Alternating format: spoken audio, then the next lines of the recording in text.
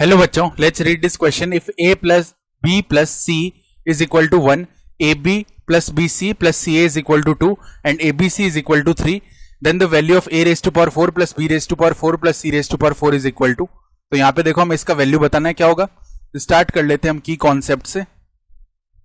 तो की कॉन्सेप्ट देखो क्या हो जाएगा. हम जानते हैं कि a plus b plus c इसका होल स्क्वायर किसके इक्वल आता है, a square plus b square plus c square plus में 2 मल्टीप्लाई में a b plus b c plus c a, ऐसे लिखते हैं.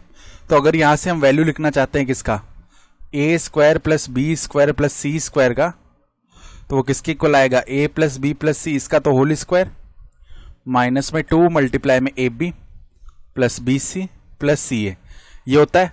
तो अब ध्यान से देखो, यहां पर अगर हम निकालना चाहते हैं यहां से a square plus b square plus c square का वैल्यू, तो a plus b plus c ये तो 1 के इक्वल है, तो 1 का तो स्क्वायर माइनस में 2 मल्टीप्लाई में a b plus b c plus c a, इसका वैल्यू कितना दिया हुआ है, 2 दिया हुआ है.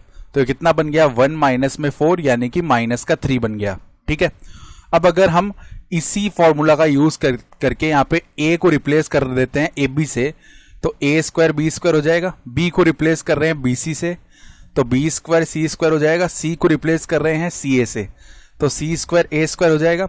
तो यहां पर भी देखो अब क्या बन जाएगा, a b plus b c plus c a इसका होल स्क्वायर और माइनस में 2 मल्टीप्लाई में, देखो ए की जगह पर हम क्या रख रहे हैं, ए बी, और बी की जगह पर बी सी. तो दोनों में से हम क्या कर सकते हैं, अगर हम देखें, देखो एक बार के लिए चलो लिखते हैं. ए की जगह पर तो ए बी लिख रहे हैं, तो ए बी मल्टीप्लाई में बी की जगह पर बी सी लिख रहे हैं, फिर बी सी मल्टीप्लाई में सी ए प्लस में देखो सी की जगह पर सी ए मल्टीप्लाई में ए की जगह पर कितना रख रहे हैं हम, ए की जगह पे रख रहे हैं ए बी. ठीक है.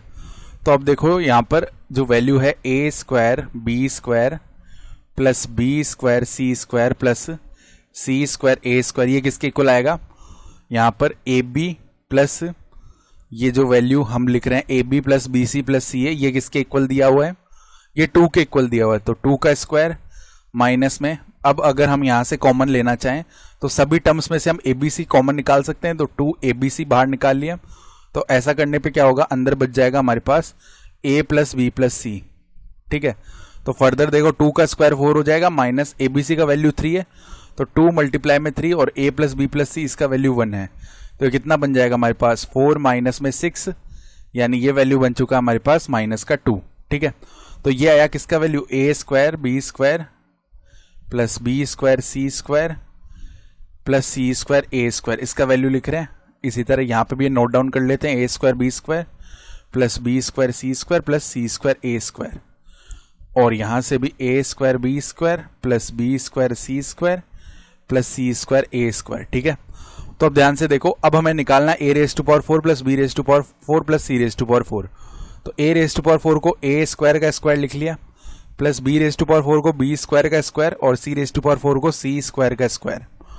तो अब यहाँ पे क्या करते हैं, इनको ऐड करके स्क्वायर कर देते हैं, यानी a square plus b square plus c square इसका होल स्क्वायर, ये हो जाएगा. वापस यही फॉर्मूला लगा रहे हैं हम, और माइनस में 2 मल्टीप्लाई में a square b square plus b square c square plus c square a square, यह आ जाएगा.